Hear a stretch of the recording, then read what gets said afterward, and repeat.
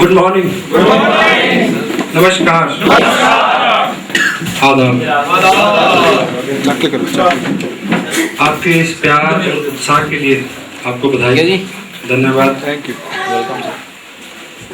और स्पेशली जो लोग रात 3:30 बजे तक रहे यहाँ हमारे साथ, उनको विशेष बधाई। और जो लोग 5:30 बजे तक रहे उनको विशेष बधाई। I'm full of gratitude उन सभी हालों हालात का जिसकी वजह से मैं कुछ कर पाया।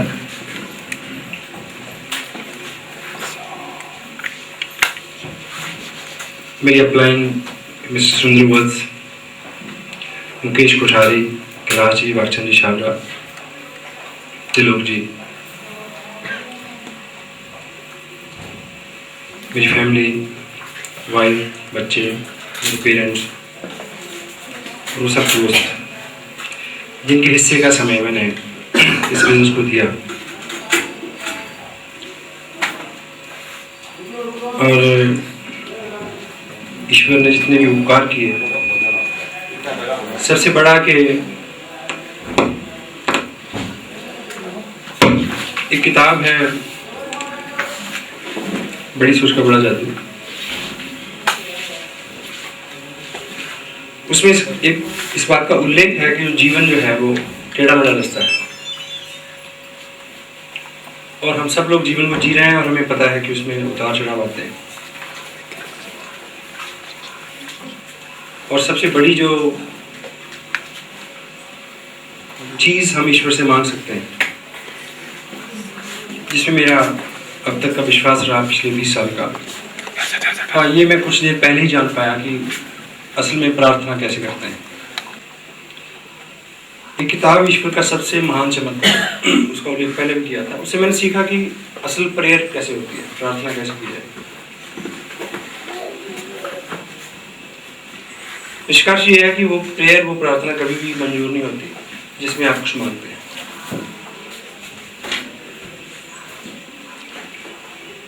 तो जब तक मैं अनजान था तो जो मैंने ईश्वर से सबसे ज्यादा मांगा वो ये 2 चीजें हमेशा, उम्मीद और हौसला, और उसने भरपूर दिया।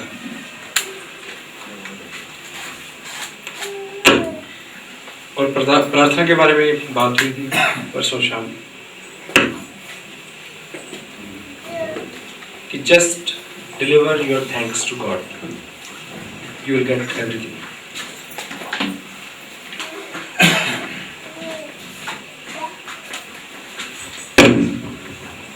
सो जो नियम थे उसमें बख्शी, उसमें से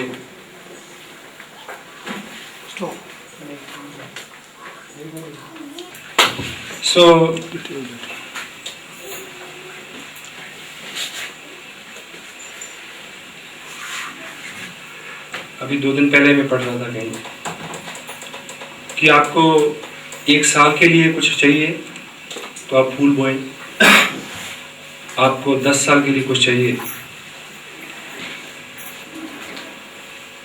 तो आप पेड़ लगाएं, आपको उम्र भर के लिए और पुश्त दर पुश्त के लिए कुछ चाहिए तो आप लोगों का निर्माण करें, लोगों में इन्वेस्ट करें, लोगों को डेवलप करें। तो खुदा दात मालिक दात जो एसेट्स मेरे पास हैं, और वो अगर मैं बड़ी बात नहीं कह रहा तो वो आप सब लोग हैं, असल कमाई है।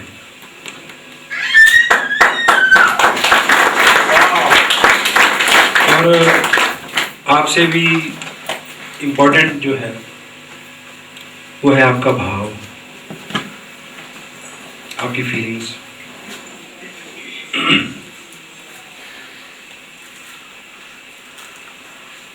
सो कुछ लोग अगर किसी व्यक्ति में अपना विश्वास व्यक्त करते हैं तो वो ईश्वर की कृपा के बिना नहीं होता, और जिस व्यक्ति में ये किया जाए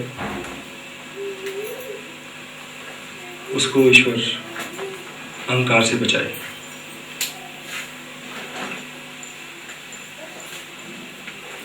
ये एक जिम्मेवारी है, और बीइंग लीडर मेरी, डॉक्टर साहब की और आप सबकी एक ही ड्यूटी है। Leaders creates leaders. जिस स्टेज से आज हम सब जो कर रहे हैं, ये मुकाम बहुत जल्द आपको हासिल हो, ये हमारे गोल है, और शुद्ध हृदय से हम ये चाहते हैं। यही सच है, और यही करके आप कोई कुछ बड़ा काम कर सकते हैं, और इस इंडस्ट्री का यही तकाजा है।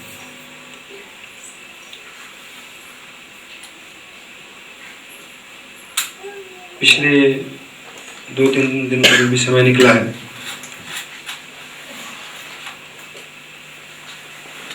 that was the best time.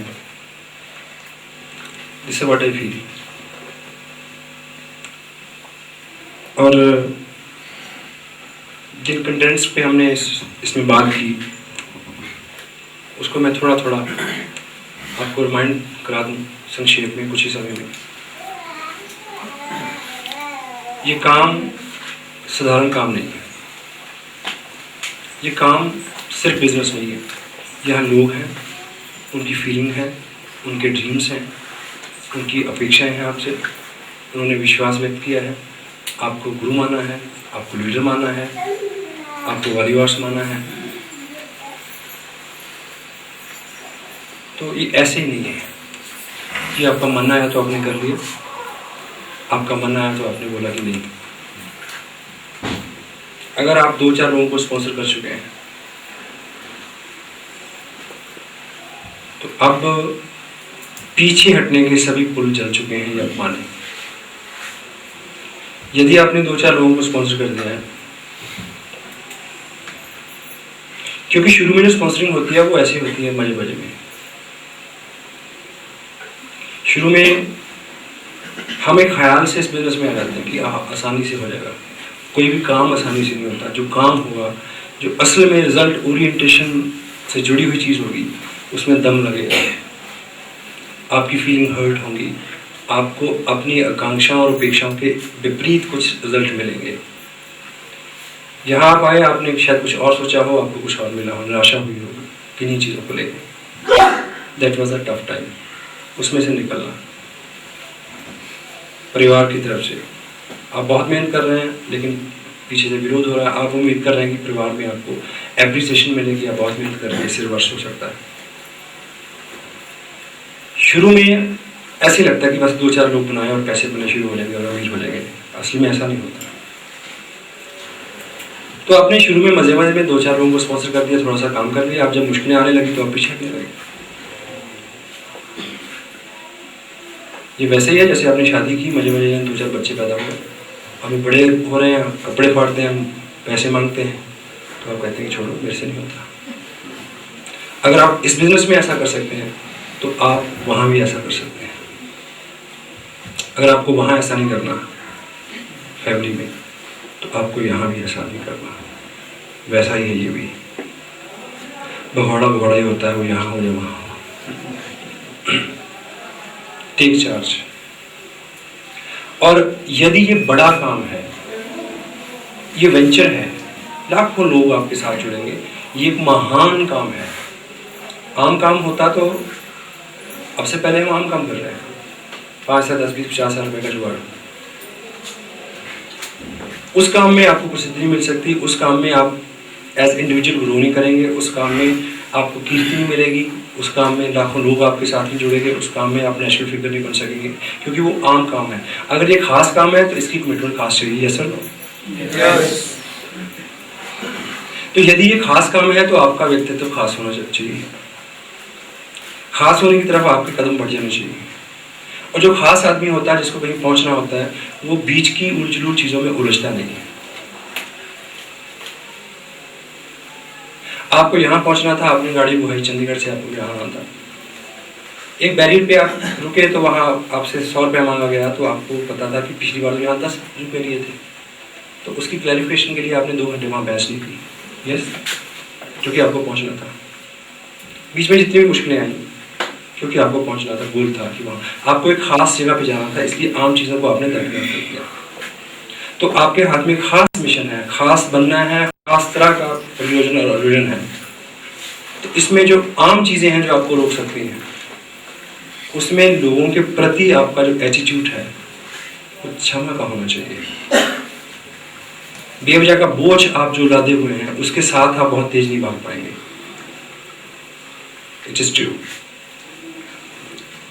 Marathon में 2 लोग भाग रहे हैं, एक आदमी बिल्कुल फ्लीट्स में है, ट्रैक सूट में है, बदन से हल्का फुल्का है, और दूसरा भारी भरकम है और 70-80 किलो का पिट्ठू पीछे लगाए हुए हैं। तो वो दोनों मैच करेंगे क्या? नहीं करेंगे। तो यदि आपको तेज भागना है, कहीं पहुंचना है, तो वो पिट्ठू उतारना पड़ेगा। वो पिट्ठू है लोगों के प्रति आपकी खिफत, द्वेष, घृणा।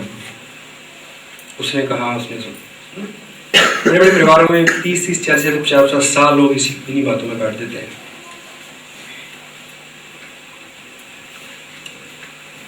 कि शादी में मुझे बुलाना है तो वो नहीं आना चाहिए, हेलो, वो आ रहा है तो मैं नहीं आऊंगा। बताओ, आना उसका, उसकी शादी का आप खामखा बड़ा कर रहे हैं। हाँ जी। खास करके जो दमाद नाम का प्राणी होता है, नवग्रह बोलते हैं उसको, 10वां ग्रह, उसको ये तकलीफ हमेशा होती है। हाँ जी, आप एक अच्छे दामाद बने।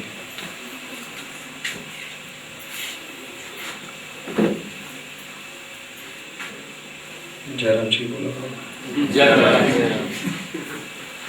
सो इस तरह की 100 चीजें हैं आपके साथ। आपको ग्रो करना है तो you will have to be a person of convenience for others. Person of convenience. आप जहां जाएं लोगों को लगे कि वो आ गया, अभी अब तो अच्छा हो गया है, अब कोई टेंशन नहीं है। ऐसा ना हो कि आपके आने से उसका रंग उतर जाए कि वो आ गया,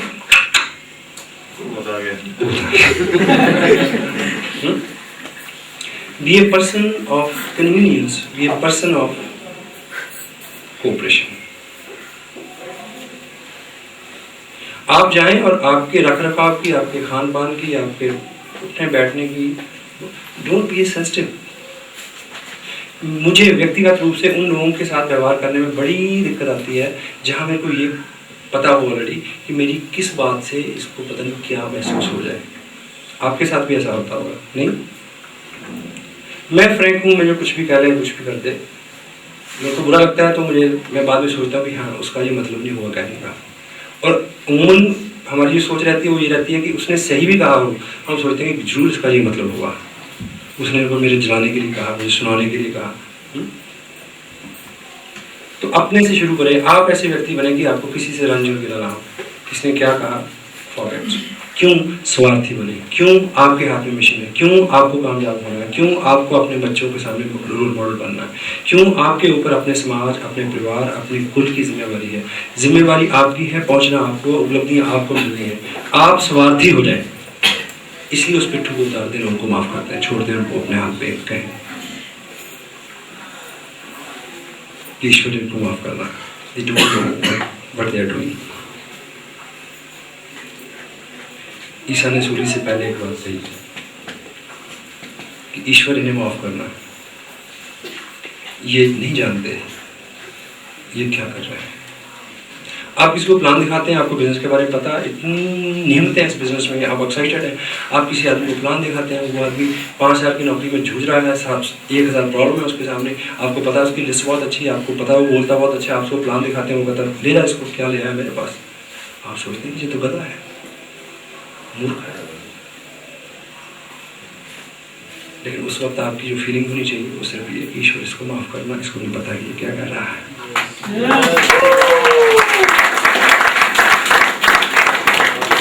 सो आपके हाथ में अभी एक अपॉर्चुनिटी है। अगर उसके ऊपर आपका जो बिहेवियर है वो थम सकिंग चाइल्ड का है कि मेरे लिए ये कर दो, मेरे को ये दे दो, वैसा कर दो, वैसा कर दो, आप शर्तें लगाएं, एंटे रहें, अपलाइन से डाउनलाइन से, ये वो ब्ला ब्ला ब्ला ब्ला ब्ला। अपॉर्चुनिटी एक शब्द है, अपॉर्चुनिटी। एक चीज मैं बताऊं आपको, जो स्पिरिचुअल डिक्शनरी है उसमें अपॉर्चुनिटी शब्द को सौम्य और सभ्य शब्द नहीं माना गया। अपॉर्चुनिटी अच्छा शब्द नहीं है, मौका। हाँ जी, यानी उससे बू आती है फायदा उठाने की, स्वार्थ की। हेलो। लेकिन बिजनेस की टर्मिनोलॉजी में अपॉर्चुनिटी बहुत रिगार्डफुल वर्ड है। अपॉर्चुनिटी मौका है। किसी भी चीज को जो आपके पास है, जो आपकी तरफ आ रही है, उसको आप गारंटेड लेते हैं कि ये तो ऐसा ही बना रहेगा। आपके पेरेंट्स का एटीट्यूड आपके प्रति अच्छा है और आप गारंटेड लेते हैं कि इनका तो फर्ज है, तो हमेशा ऐसे करेंगे, भूल जाएंगे। आपकी मिसेज बहुत कोऑपरेटिंग है और आपको लगता है कि ये तो इसका फर्ज है, ड्यूटी है, टेक ग्रांटेड, इसको ऐसा ही करना है हमेशा, भूल जाए। मौसम अच्छा है तो उसका लाभ लें, अच्छा ही रहेगा। और एक पागल आदमी आपके पीछे पीछे है आज की आप काम कर लें और आप कामयाब हो जाए, डोंट टेक इट ग्रांटेड कि वो हमेशा आपके पीछे लगा रहेगा, उसको भी और मिल जाएगा और आप छूट जाएंगे।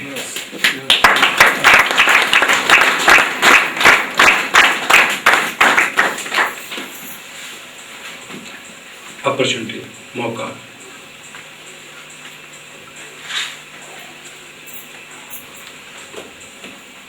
Don't act like a social reformer. आपको पता चल गया जीवन कैसे होता है, आपको पता चल गया काम होता है, लोगों को अकल मत देते फिरे, समझाते मत फिरे, चुप रहें, अपने काम से काम रखें। जो लोग आपके ग्रुप में उनसे कंसर्न रखें, उनकी चिंता करें। सारी दुनिया को आप नहीं सुधार सकते। कृष्ण, गौतम, नानक, ईसा, मोहम्मद, ये सब या तो ईश्वर थे या ईश्वर के रिप्रेजेंट थे, सब हार के चले गए। गौतम की बात या कृष्ण की बात या नानक की बात या मोहम्मद की बात सबने मानी होती थी, दुनिया बहुत बड़ी अच्छी होती। हेलो। उससे भी बड़ी बात कि इनमें से जो भी पहले आया वो जिस भी धर्म को बिलोंग करता था, दुनिया में तब वही धर्म होता, एक ही धर्म होता, क्योंकि बात इतनी अच्छी थी, सबकी समझ में नहीं आई। और किसी भी महापुरुष को, किसी भी कामयाब व्यक्ति को, किसी भी रिफॉर्मर को उस वक्त के लोगों ने कभी नहीं समझा, पत्थर मारे नहीं हुआ तो बताइए। तो सबको सीख बांटते हुए क्लेश मोल ना लें, क्योंकि जैसे आप लोगों को शिक्षा देंगे वो आपको अपने से अपग्रेड समझेंगे तो आपसे नफरत करेंगे, जलेंगे, क्योंकि वो उनकी बेसिक फीलिंग है। हाँ जी, और ऐसे भाव उनके होंगे तो वो आपके रास्ते में रोड़े अटकाएंगे। ऐसा मैं नहीं कह रहा कि उन रोड़ों के अटकाने से आप अटक जाएंगे, तब भी अपने लिए क्यों मुश्किलें पैदा करें। स्मार्ट, मौके पे काम। पंजाबी में गिल दबड़ी का मुहावरा है, समझे? नहीं समझे? मैं गिल दब के समझाऊंगा। ऐसा होता है कि बारिश जब होती है, बदतर सामना, गिल दबड़ा, कि बारिश जब होती है, बारिश के बाद जो खेत बारिश की वजह से सिंच जाते हैं तो उनमें हल चलाया जाता है, या हल चले हुए खेत में बारिश हो जाए तो बीज बोने के लिए एक बीज को 3 चीजें चाहिए होती हैं ताकि वो अंकुरित हो: हवा, नमी और टेम्परेचर। कीचड़ में बीज बो देंगे तो गल जाएगा। तो जब बदतर आ जाए, जब उतना उसमें ठहराव आ जाए कि बीज बोया जा सके, उसको नमी भी मिल जाए, हवा भी मिल जाए और टेम्परेचर भी मिल जाए, वो मौका 24 से 36 घंटे के बीच में रहता है बीज बोने का। अगर आप लेट हो गए तो वो बदतर निकल जाएगी, वो टाइम निकल जाएगा, तो वो किसान पिछड़ जाएगा।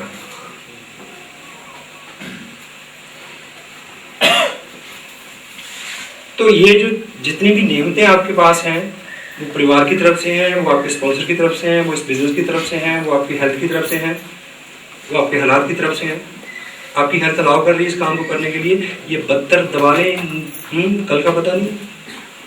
हाँ जी,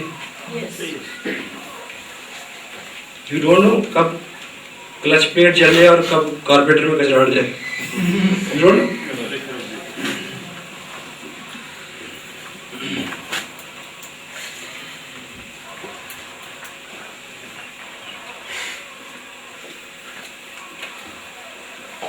leaders never thinks themes and people granted. समझदार लोग कभी भी हालात को, मौसमों को, लोगों को, स्थितियों को ग्रांटेड नहीं लेते कि हमेशा रहेगी। वो ठीक समय पे अपॉर्चुनिटी को संभालते हैं, मौके का फायदा उठाते हैं। तो this is the right time.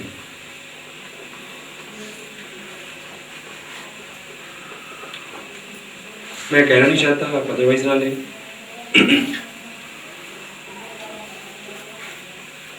शुरू के 6 महीने मेरे को याद है, जिन लोगों के पास में जाके 3-3 दिन रुकता था कि आप काम करें,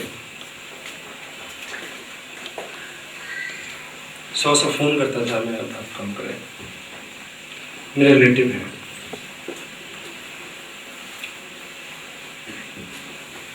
आज उनके 100 फोन आते हैं और मेरे पास 1 घंटे का भी समय नहीं है। उन्होंने इस मौके को संभाला नहीं। यस।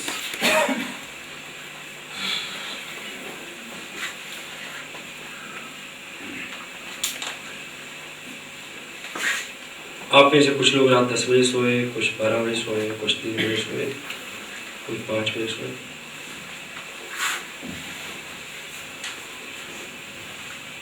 अब याद करें 15 दिन पहले जो आपने रात बिताई थी,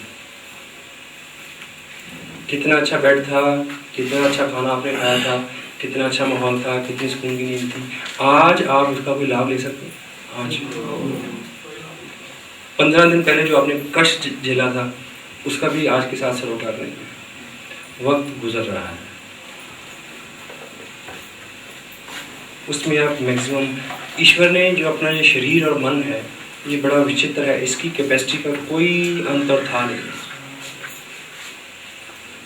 8 घंटे सोएं तब भी काम चलता है, 6 घंटे सोएं तब भी काम चलता है। मैं 8 घंटे सोता था, मैं स्वस्थ नहीं था। मैं 2.5 घंटे सोता हूँ तो मैं पहले से ज़्यादा स्वस्थ हूँ, ज़्यादा एनर्जेटिक हूँ। डॉक्टर साहब आपके सामने एग्जाम्पल है।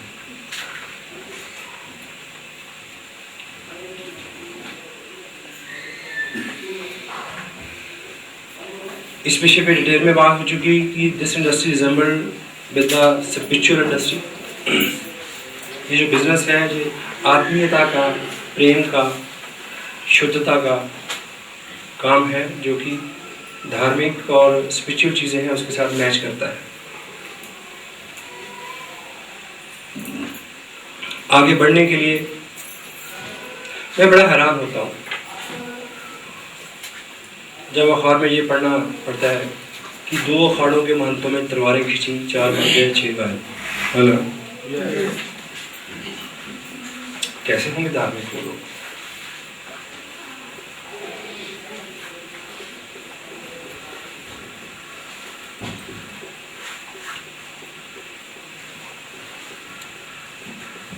जो बोझ है आपके ऊपर, उसमें ईर्ष्या, द्वेष, ये एक बेसिक चीज है, उससे ऊपर है। जिंदगी में एक नियम है जो कभी फेल नहीं होता, आप कभी भी वो नहीं प्राप्त कर सकते, आप कभी भी वो प्राप्त नहीं कर सकते जो आपसे पहले जिन लोगों ने प्राप्त किया है उनके प्रति आपका भाव प्रेम का नहीं होता। हाँ जी, यस। आप अमीर बनना चाहते हैं, यस। तो जो लोग पहले से अमीर हैं उनके प्रति आपका अगर भाव आदर का नहीं है, प्रेम का नहीं है, रिस्पेक्ट का नहीं है, तो आप कभी भी अमीर नहीं बनेंगे। और हमारे यहाँ सबसे बड़ी दिक्कत क्या है? लड़ाइयाँ कहाँ होती हैं? किराएदार में और मालिकदार में, पढ़े लिखे में और अनपढ़ में, शहर वाले की गांव वाले के साथ, हेलो, सास की बहू के साथ, बाप की बेटे के साथ। यानी जो हम बनना चाहते हैं, हेलो, उससे हमारा द्वंद है, विरोध है।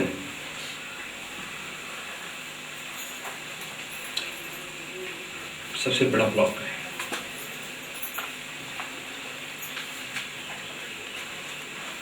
अमीर बनना है तो अमीरों की संगत चाहिए, अंदर से उनके प्रति अच्छी फीलिंग चाहिए, जो कि एक स्पिरिचुअल घटना है।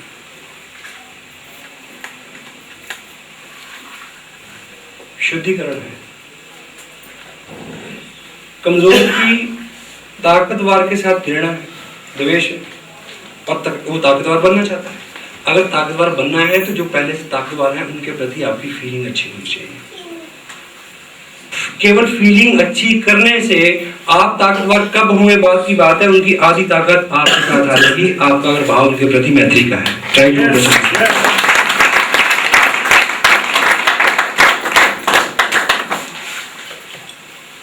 आप अमीर नहीं है लेकिन शहर के 10 अमीरों के साथ आपका बड़ी अच्छी फीलिंग है, आप उनकी इज्जत करते हैं, आधी अमीरी तो आपके पास आ गई। क्यों जी? yes. आप जो बनना चाहते हैं, जो लोग वहां बने हुए हैं, वहां पहुंचे हुए हैं, उनके प्रति जब तक आपकी फीलिंग अच्छी नहीं होती, शुद्ध नहीं होती, प्रेम का भाव नहीं होता, आदर का भाव नहीं होता, you will never succeed to achieve those goals. और इस गणित से उभरें कि आपकी वजह से किसको फायदा हो रहा है। जब तक आप रहेंगे आपकी हर एक्टिविटी का किसी न किसी को फायदा होगा। हम सब ट्रेडिशनल मार्केट में अंदर आप सब क्या हैं, वी आर ए यूनिट। आपकी फैमिली 3-4 लोग, आपका परिवार एक यूनिट है। एक कंपनी है, उसका नाम है ब्लाब्ला, उसके 200 प्रोडक्ट मार्केट में है, उसके 4-6 प्रोडक्ट आपके घर में आते हैं, आते या नहीं आते? नेस्ले, डाबर, कोई भी आप नाम है। यानी उन लोगों के लिए आप एक यूनिट है, आपका परिवार उनका नौकर है कि उनको रोज 100 रुपया कमा के देगा। यस। तो जब तक है आपसे कोई ना कोई लाभ लेगा, किसी ना किसी को उसका फायदा होगा।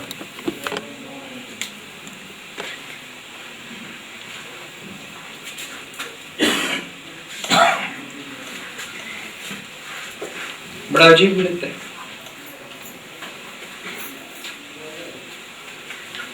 जॉन कैबरे को, कैबरे इंडस्ट्री के जो मालिक थे, उनको मरे हुए मेरा ख्याल 120 साल हो गए।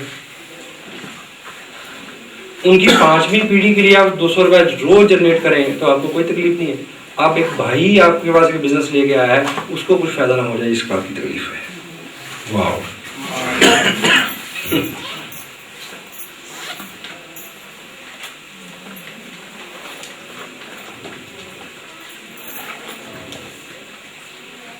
पंजाबी में बड़ी कहावतें हैं इस तरह की फीलिंग प्रोजेक्ट करने के लिए।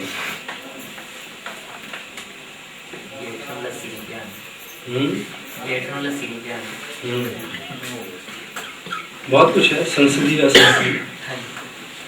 ਗਵਾਂਡੀਆਂ ਦੀ ਕੰਧ ਢਾਣੀ ਨਹੀਂ, ਗਵਾਂਡੀਆਂ ਦੀ ਮੱਝ ਮਾਰਨੀ ਚਾਹੇ ਆਪਣੀ ਕੰਧ ਢਾਣੀ ਹੋਵੇ ਤੇ ਹੋਰ ਭਾਵੇਂ ਮੱਝ ਚੁਗੇ ਛੜੇ ਜੇਠ ਨੂੰ ਲੱਸੀ ਨਹੀਂ ਦੇਣੀ। हाँ सही है, आप मारी टकाएंगे। सो जब तक आप हैं तब तक आप किसी न किसी के लिए कुछ ना कुछ जनरेट करेंगे। आपने 12 रुपए की एक कोल्ड ड्रिंक पी, 10 रुपए किसी को चले गए, आपको कोई तकलीफ नहीं हुई। 40 रुपए के भुजिया के पैकेट के ऊपर 4 रुपए एक्स्ट्रा क्यों है, उसको बहुत बड़ा गणित है, उसमें सारी साइंस लग सकती है।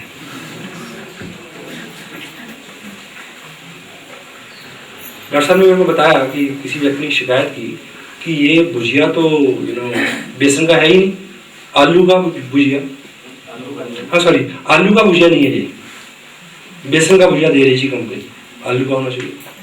डॉक्टर का मूर्ख आदमी, आलू 1.5 रुपए का 5 किलो आता है समटाइम सीजन में, और बेसन 16 से 24 रुपए का किलो ले लेना।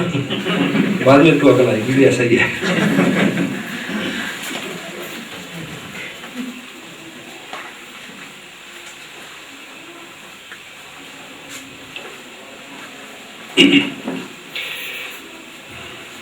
ये बिजनेस आपके इर्द गिर्द बोला जाएगा जब आप इस बिजनेस के एक रियल कंपोनेंट हो जाएंगे। आपको क्वालिफाई क्या करना है कि इस बिजनेस के लायक अपने आप को बनाना है। जब आपके ऊपर ये जुनून की तरह सवार हो जाएगा, आपको संकोच नहीं होगा, आपको थकावट नहीं होगी, आपके सामने कोई दिक्कत नहीं आएगी, वो स्थिति को आप उपलब्ध हों, यानी किताब पढ़ना आपकी मजबूरी हो जाए, रुका ही ना जाए, टेप सुनना आपकी मजबूरी हो जाए, प्लान दिखाना आपकी मजबूरी हो जाए, प्रोडक्ट यूज़ करना आपकी मजबूरी हो जाए, रुका ही ना जाए, नींद ही ना आए बिना की, उस स्थिति तक पहुंचने में आपको जो काम करना है वो काम आपको एक टेप करवा सकती है जिसका नाम है कोर्स। 100% कोर को आप फॉलो करें। रात सोने से पहले सोचें कि इन 8 में से कौन सा काम आज मेरे से मिस हुआ है। Core is commitment. फ्यूचर में आपके सामने ऐसी स्थितियां आ जाएंगी कि यू विल हैव टू।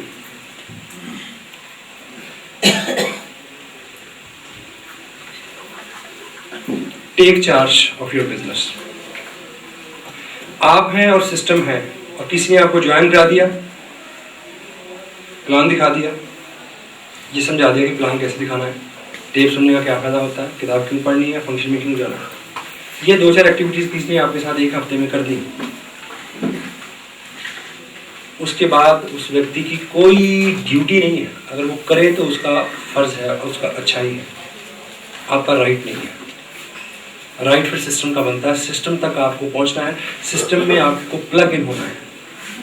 इस बात को जितनी जल्दी आप समझ लें उतनी जल्दी आपका उद्धार हो जाएगा। क्योंकि यदि आप किसी पे निर्भर होकर बिजनेस करते हैं, दूसरे व्यक्ति की निर्भरता जो है वो सारी उम्र आपके साथ ही रह सकती है। हाँ जी, स्वयं सेल्फ डिपेंडेंट हो। और आरसीएम क्या है? बिजनेस। बिजनेस इन्वेस्टमेंट से जुड़ता है हमेशा। ये थ्योरी और गणित ही गलत है कि 500 रुपए का चेक आएगा तो 200 रुपए खर्च करके मीटिंग में जाऊंगा, नहीं तो नहीं जाऊंगा। आप ये बिजनेस करने निकले हैं, आपका ये प्रश्न है कि मेरे पास पैसे नहीं है, कैसे करें? आपको क्या लगता है कि अगर रतन टाटा को कल कोई नई फैक्ट्री लगानी है तो उसके पास पैसे हैं? नहीं।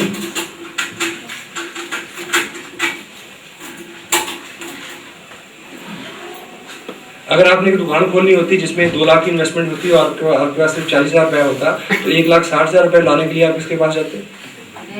बैंक में। स्पॉन्सर के पास तो नहीं जाते ना। यहाँ कुछ ऐसा होता है।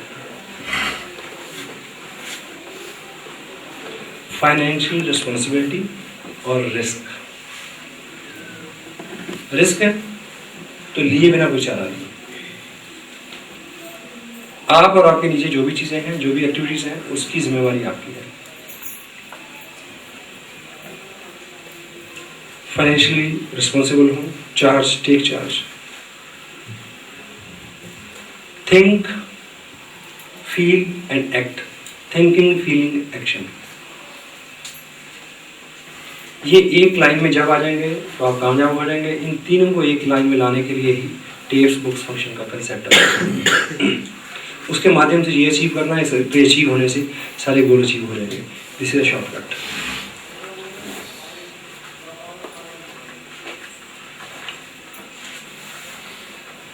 अपने आप को मोटिवेशन देना, अपने आप को मोटिवेट रखना आपकी ड्यूटी है। हाँ जी।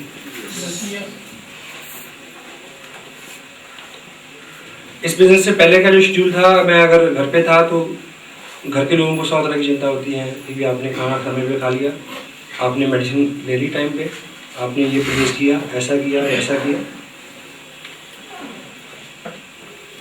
तो आदमी भी उन पे छोड़ के रखता है। अब पता है कि बाहर रहना है तो खुद ही मालिक है अपने, खुद ही अपने केयर टेकर है, खुद ही अपने माँ बाप है, खुद ही निराश होना है और खुद ही आशा से भरना है, खुद ही रूठना है और खुद ही अपने आप को मना लेना है, खुद ही रोना है और खुद ही को अपने आप को चुप रहना है। अपने माई बाप से हम हो जाए।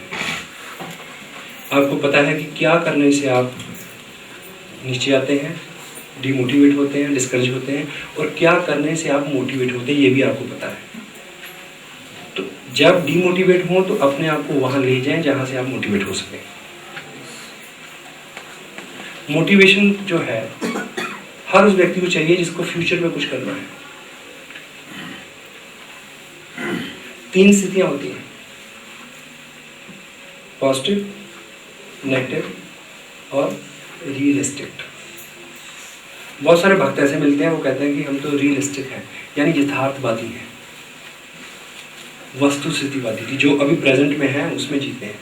और इसकी लेटेस्ट स्टडी जो बताती है कि यथावादी होना भी नेगेटिव होना है। हेलो, यस, क्यों? इसलिए आपका 2.5 साल का बच्चा है, उसकी उम्र 2.5 साल है, वो यथास्थिति है, प्रेजेंट सिचुएशन वो है। लेकिन जब आप उसको स्कूल में जमा कराते हैं तो उसकी आप 10 साल की एजुकेशन को प्लान करके उसका स्कूल चुनते हैं। हेलो, अगर यथास्थिति है, यथास्थिति तो आज का दिन है, आज की चिंता करिए ना कि आज के लिए उसका दूध का इंतजाम है, रोटी का इंतजाम है, छोड़ दीजिए। अगर आप कल की सोचते हैं तो you will have to positive, आशा आपको रखनी होगी। और यथास्थिति में एक ऐसा संप्रदाय है जो यथास्थिति की बात करता है। यथास्थितिवाद ने दुनिया के लगभग 30% कम्युनिटी को पंगु कर दिया, नकारा कर दिया, डंप कर दिया। अब उस पर काम हो रहा है। ये दुनिया की ट्रेजेडी है। जिस चीज़ को एक वक्त में अच्छा माना जाता है, बाद की जो स्टडीज है काट देती है। मोटिवेटेड हूँ, रहें, म्यूजिक सुने, डांसू, किताबें पढ़ें जिससे आपको लगे कि कुछ करना है, टेप सुने, ऐसे लोगों में रहें जो अच्छी अच्छी बातें करें, फ्यूचर की सोचें। नेगेटिव लोग जो हैं, जो उनके साथ से परहेज करें। ब्लंट हो गए, अगर आपको लास्ट स्टेज में कहना पड़े तो कह दें। मुझे आप अपने एक रिश्तेदार को कहना पड़ा, जी बहुत क्लोज रिलेशन में, कि प्लीज़ आप मेरे घर ना आया करें। बहुत बुरा लगा। उसके बाद वो आए नहीं, पर मैंने बहुत बर्दाश्त करने के बाद ऐसा मेरे को बोलना पड़ा, क्योंकि उन्होंने आके मुझे पता है एक ही बात करनी है जिससे मैं डिस्चार्ज हो जाऊँ। मैं अलग रहता हूँ, काफ़ी दूर रहता हूँ घर से, और कुटुंब में जो भी कोई आदमी एक बार आ जाए मेरे पास एक दिन के लिए, उस कई सारी खबरें लाता है। उसकी भैंस को उसका कट्टा चूम गया,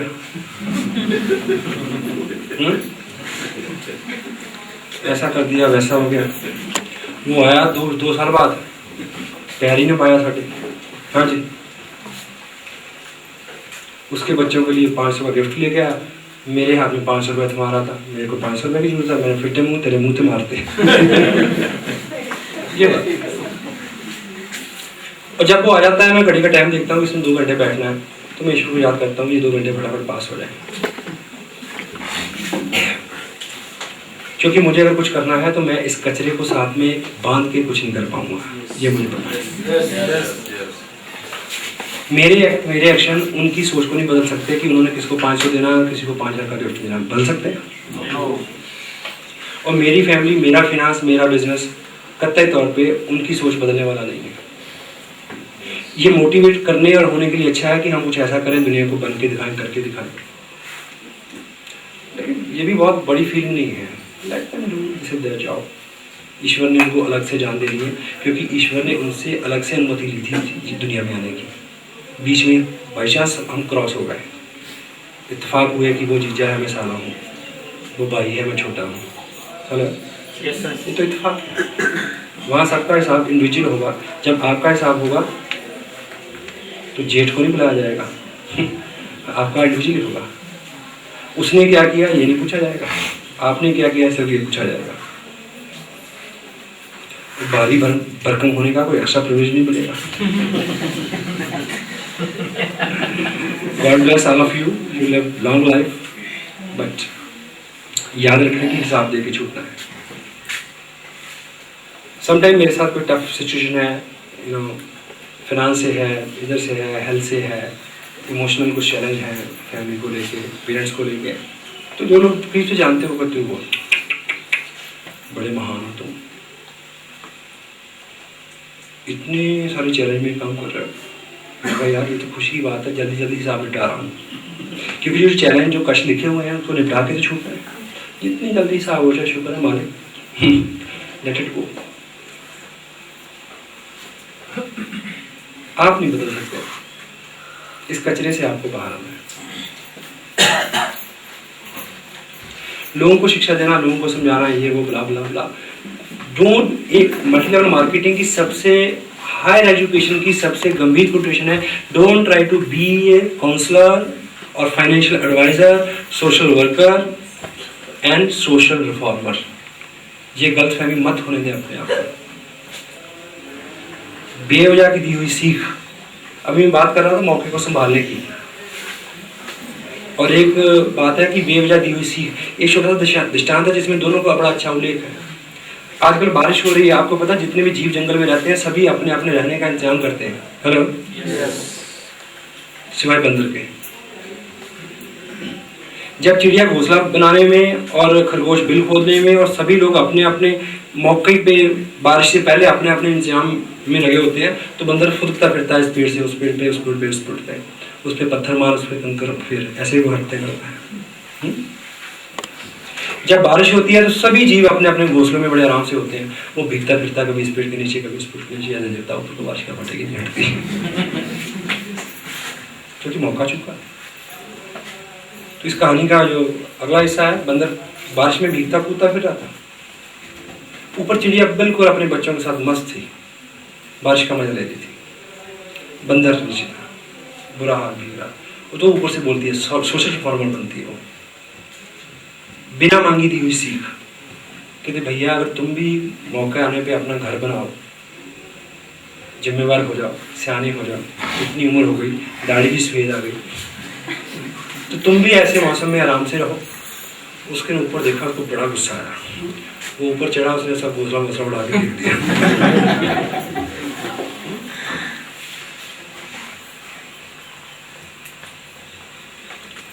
आकाशवाणी हुई, किसी ने कहा था कि बिना मांगे शिक्षा तो किसी को। Focus on you.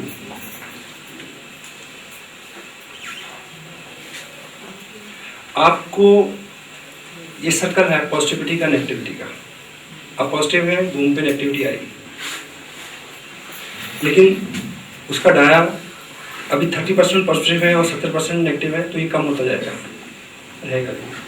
आपको तय करना है कि आपको जब आप नेगेटिव हो तो किस तरह से पॉजिटिव होना है।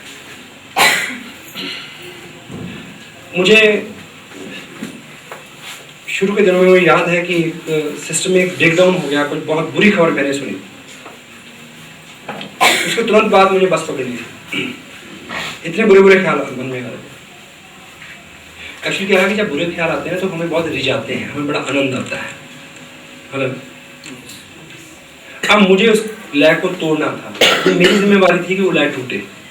तो मैंने एक किताब निकाली, जैसे मैं 4 लाइनें पढ़ूँ और फिर दिमाग वहाँ चला जाए, जबरदस्ती करते करते करते करते मैंने अपने दिमाग को उसमें लगाया, क्योंकि वो जो घटना घटी है उससे जो नुकसान हुआ एक नुकसान है, अब मैं जो सोच रहा हूँ बार बार उसके बारे में, उससे वो दूसरा नुकसान होगा। 2 नहीं होने चाहिए, ये काफ़ी है। शेर का बच्चा, मिजरी लव्स अ कंपनी, एक दुख दूसरे को बुला लेता है। और दिमाग की जो स्थिति है, आदमी का दिमाग बहुत फर्टाइल है,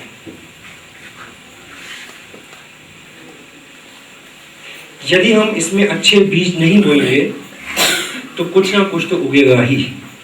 हेलो, यदि आप इसमें अच्छे कर्म अच्छे विचार नहीं बोएंगे तो कुछ ना कुछ तो उगेगा, जो कुछ ना कुछ उगेगा वो उपयोगी नहीं होगा।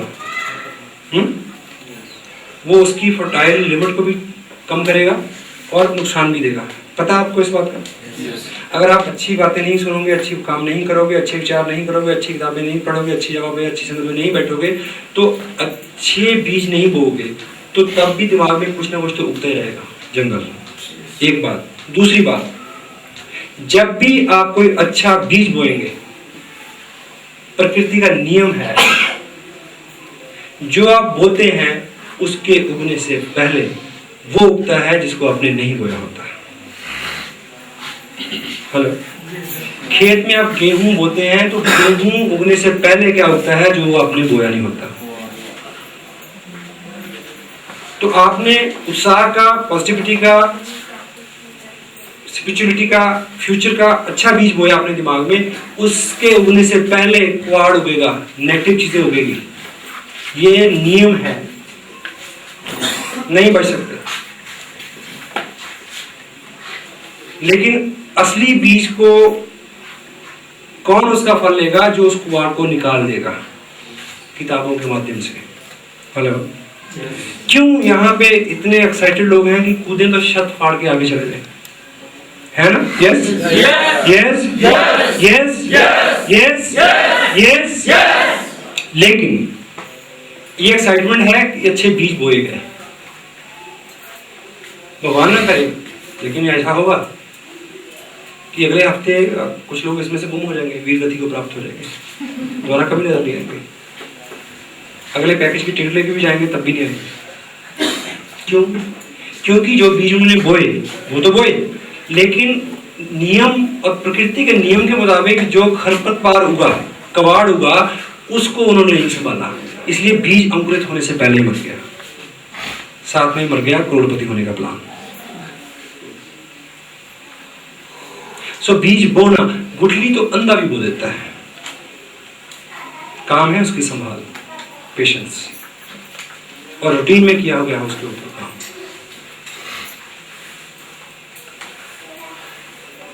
मेरे फादर, उनका पूरा जीवन बहुत मेहनत का रहा।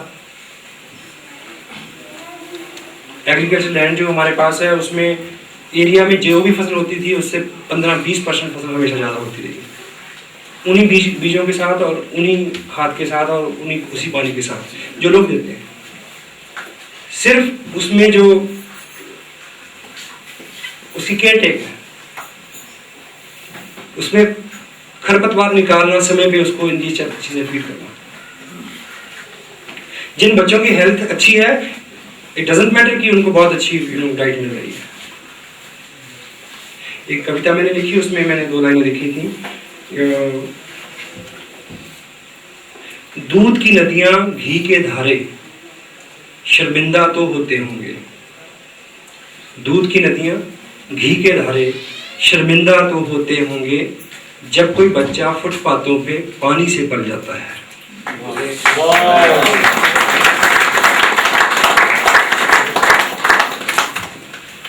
So it is not true कि अच्छी खुराक और अच्छा ये अच्छा करेगा। बेसिक चीज है कि उसके ऊपर जो उसकी केयर टेक है। एनीवे, सो आपको अपनी जिम्मेवारी लेनी होगी कि आपका दिमाग सही दिशा में चले, उसकी लगाम आपके हाथ में है।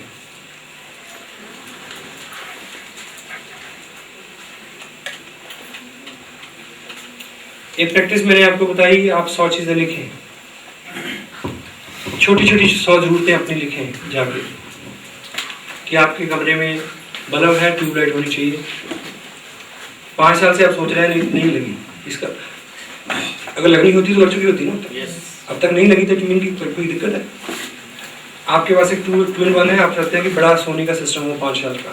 5,000 रुपये बड़ी चीज़ नहीं, लेकिन पिछले 10 साल की स्कूटर है, मोटरसाइकिल जाते हैं।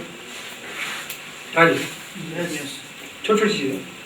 आपके पास सूटकेस है, आप चाहते हैं कि अच्छे वाला हो, लेकिन 4 साल से उसी से काम चला रहे हैं। आपके पास पेन है, कॉर्डर, आप चाहते हैं कि पार्कर का हो, गोल्डन कलर का, 400 रुपये का, नहीं हुआ। इन 100 चीज़ों को लिखें और सुबह उठ के उनको पढ़ें, थोड़ा सा इस्तेमाल के साथ सोचें, उसके बारे में महसूस करें। 40 दिन पूरे होते होते 60% तक वो सारी चीजें आपके पास आ चुकी होंगी। श्योर, ये विचार अच्छा है, सिद्धांत अच्छा है, पर कितने लोग करेंगे? I don't know.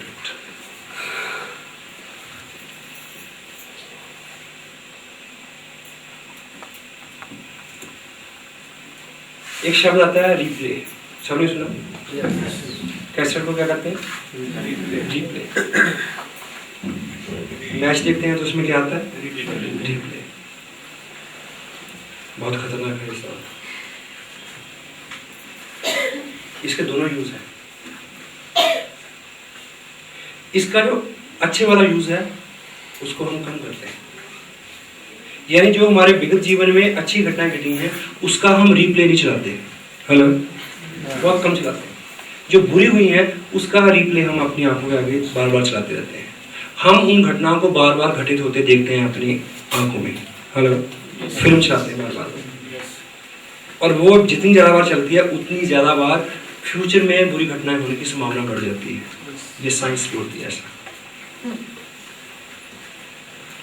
तो अच्छे वाले रिप्ले चलाएं हमें पॉजिटिव रखने के लिए, ज़िंदगी में कुछ बड़ा करने के लिए। जो विगत में अच्छी घटना घटी हैं उनका रिप्ले चलाएं सोने से पहले। और रिप्ले शब्द आपने सबने सुना वाक्य पर, हेलो यस। और एक शब्द इस बार आप यहाँ से ले जाएं जो बहुत ताकतवर है, वो है प्रीप्ले। अगर रिप्ले आप चला सकते हैं, अगर आप रिप्ले चला सकते हैं तो आप प्रीप्ले क्यों नहीं चला सकते? Hello yes. प्रीप्ले, जो चीजें आप चाहते हैं कि आपके जीवन में घटित हों उसका प्रीप्ले चलाएं बार बार।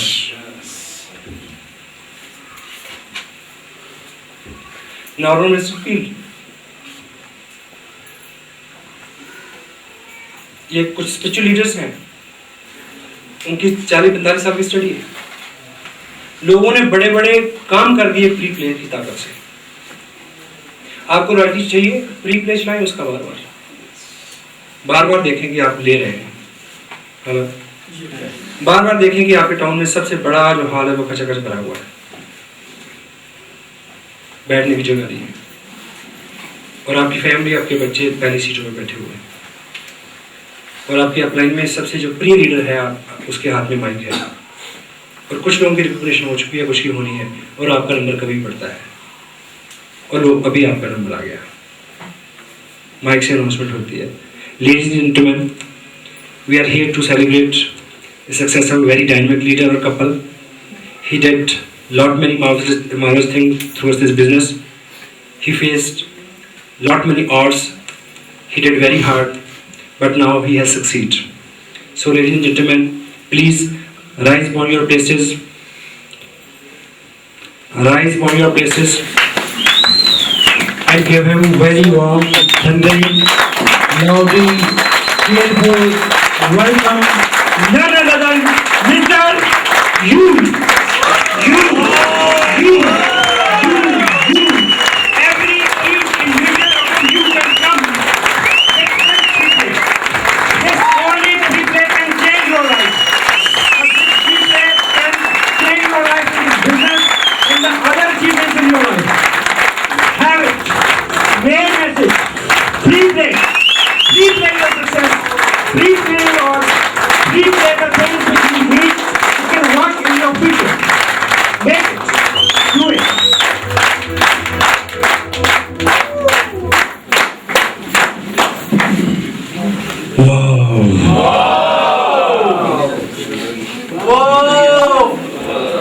एक महिला ने अपनी स्टोरी में लिखा द पावर ऑफ प्री-प्ले में कि उसके पास एक पुश्तैनी घर था जिसकी कई करोड़ रुपए की वर्थ थी। वो एक विडो थी, उसके पास कोई सहारा नहीं था, वो कमजोर थी, बूढ़ी थी, बीमार थी, और उस करोड़ों रुपए की जायदाद में कोई बहुत शक्तिशाली धनपशु रहता था। उसने उसके ऊपर कब्जा कर लिया था। पिछले 30 साल से उसका किराया नहीं दिया था। उसने इस प्री प्ले पावर के बारे में सुना और उसने उसका यूज करना शुरू किया। वो सुबह उठ के हर रोज आंखें बंद करके प्री प्ले चलाती। क्या कि वो जो धनपशु है वो पिछले 30 साल का किराया एक बक्से में डाल के उस बक्स के ऊपर उस घर की चाबी रख के उसके पास लेके अंदर आ रहा है और उसके पांव छू रहा है। रोज वो इस प्री प्ले को चलाती थी, सुबह दोपहर शाम प्री प्ले कि वो आ रहा। अभी उसने घंटी बजाई, अंदर आया, देखो उसके हाथ में बक्सा है लाल रंग का, उसके ऊपर चाबी पड़ी है, घर खाली है। वो मेरे को सौंपने आया है और साथ में ये आभार व्यक्त करता है कि माता जी आपने मेरा बहुत साथ दिया, मैं पापी था, मैं गुनहगार हूँ, मैं क्षमा चाहता हूँ। ये 30 साल का किराया, ये आपके मकान की चाबी, आप मालिक हैं, मेरे को आशीर्वाद है, मेरे को माफ कर दे। इस प्री प्ले को चला के 3-4 साल पे ऐसे घटना घटी कि एक दिन घंटी बजी, वो आदमी उसी तरह का लाल रंग का बैग लेके आया जिसमें 30 साल का किराया था और चाबी रखी थी, और वही चाबी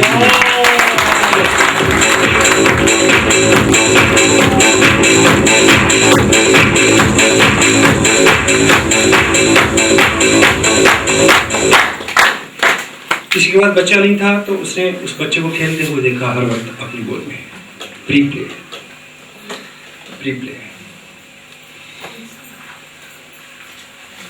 पर्सनली मेरे पास रिजल्ट है।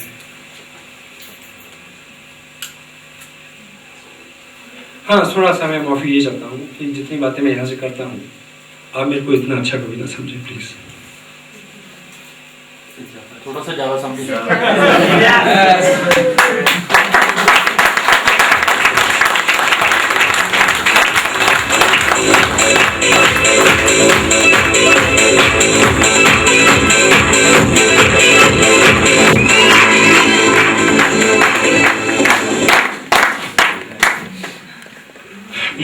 आजकल मेरे फादर हैं, उनका स्वास्थ्य ठीक नहीं है, तो उनकी नेचर है शुरू से। मैं पिछले 20 साल से कमा रहा हूँ, बड़े भाई हैं वो सेटल हैं, उनमें से 3 लोग फॉरेन में सेटल हैं। तो हमारे पास कुछ भी हो, कितना भी हो, और जब भी हम उनसे मिलेंगे और जब विदा होंगे तो फटाक से वो अपनी जेब में हाथ डालेंगे, कुछ देने के लिए। तो इन दिनों वो एक्टिविटी नहीं है उनके साथ, और मैं रिप्लेस करता हूँ कि मैं उनके पास खड़ा हूँ, उन्होंने तो जेब में हाथ में डाला और मेरे को निकाल के कुछ दिया।